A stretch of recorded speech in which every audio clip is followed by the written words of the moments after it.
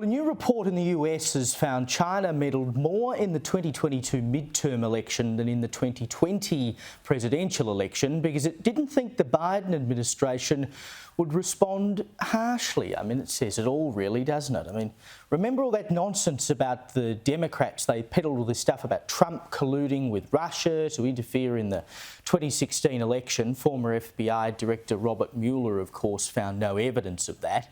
But with Sleepy Joe in the chair, China clearly feels free to do what it wants.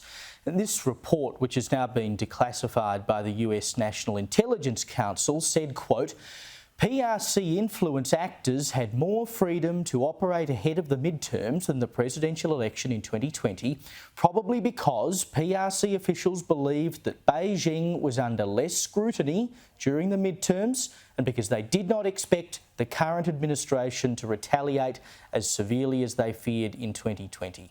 Well, joining me now from the US is commentator Kara Kennedy. You can read her in the Daily Mail and elsewhere. Kara, welcome. I believe you're actually on your honeymoon at the moment, so thank you so much for joining me. Are you surprised by all of this? Absolutely not, Caleb. I don't think anybody is. I mean, this report is damning, but I don't think there'll be any comment on it from Joe Biden, seeing as it's basically labelled him a very weak leader. I think what it's shown is that, like you said, as long as Biden's in office, China knows that they can do exactly what they want. The report claims different things, like they sought out members of Congress to punish for their anti-China views and even do things like covertly denigrate US senators online using fake accounts. But there's other stuff coming out of China. I mean, just today, there's been a lot of talk about the House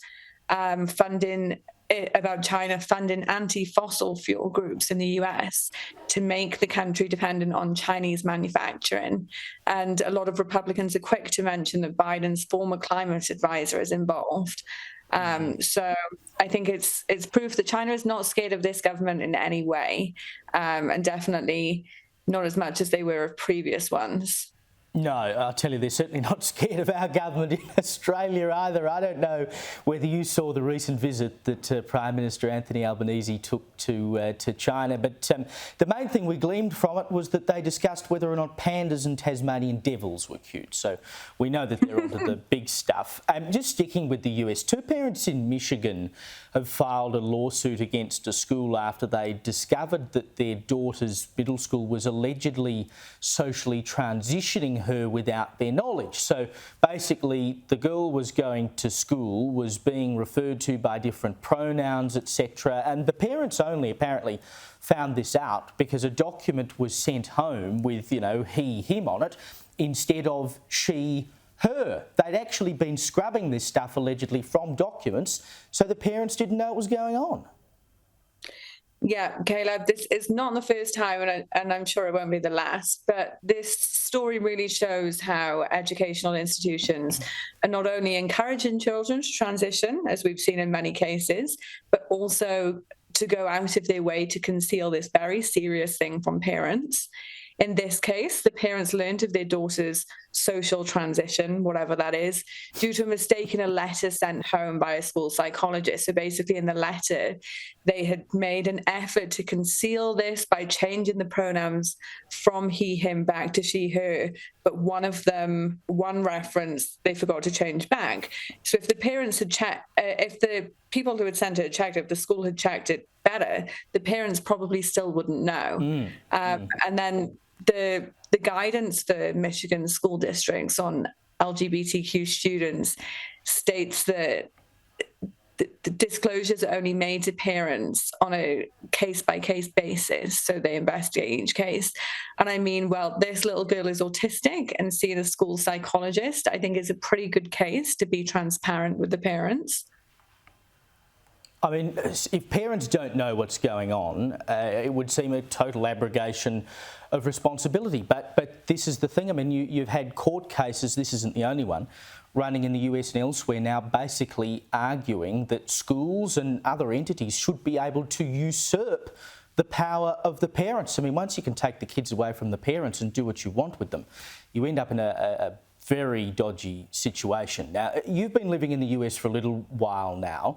What are you experiencing, seeing with the migration crisis over there? I mean, every day there seems to be another story. I see the southern border has had its highest single-day total ever recorded of illegal migrants passing through. And in Massachusetts now, they're poised to spend close to $1 billion on emergency shelters because of migrants. Yeah, people are angry. What we're seeing, not just in the US, but in the UK too, is such an acute need for housing, which exacerbates this entire thing. Not just for US and UK citizens, but also, like you said, for the hundreds of thousands of people crossing the borders into the country each year. And this is obviously causing resentment. It's inevitable from the local people of the towns and cities that this is happening in. Local people who work hard can't peacefully live in their own towns. Look at New York, Chicago, London. There's such a high homeless population in these places that they're turning into their own neighborhoods, tent cities. And then on the other side, you have people who have been promised a new life, a new opportunity, whether it's America or the UK or different places. They end up on the streets or being squashed into temporary housing that is costing billions and billions from the government so they can be processed. I mean, it's a horrible situation for everybody. And I think that it's time for the US and the UK and other places around the world to rethink immigration strategy and try to not be the nice guys all the time. But that's easier said than done, I guess. Well, the rest of us are living in a cost of living crisis too, but you wouldn't know it with the money they're spending on these people. Now, just to finish up, I want to ask about the royals. Meghan Markle has made her return to acting, can you believe it? She starred as a background extra in I've got to say, it's a pretty bizarre Instagram advert for a coffee company, that she holds shares in. Here's the ad. See if you can spot her. I want to give a huge shout out to our amazing, clever team here at HQ. Without them, we are nothing. Our fulfillment crew, lovingly packing your lattes. They've been listening to Britney on loop since 2019. Our very smart, only slightly nerdy digital team, making sure the website doesn't crash again like it did last year. Finally, the glue that literally holds us all together. Our incredible, resilient fulfillment team that have helped make 2023 such a big success. So she was packing the boxes, then she's working on the computer, and then we get that failed fist bump at the end. My God.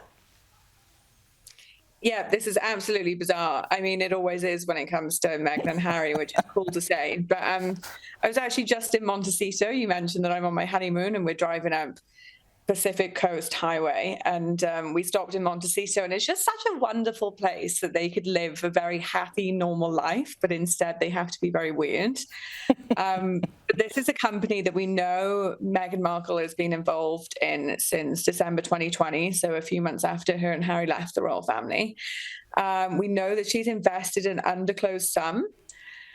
And it's a company that has a range of lattes that come in powder form, which sounds absolutely horrible, to be honest. Wonderful. But yeah. But yeah, Meghan's definitely on the offensive when it comes to PR lately. We saw her in this very bizarre video trying to look like the average Joe. The problem is that whenever she and Harry try and look normal, they end up looking desperately odd.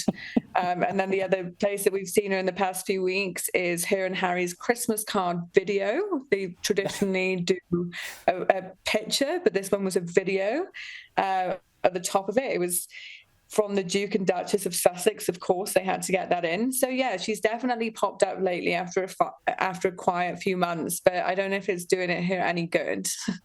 I don't think anything she does herself much good, to be perfectly honest.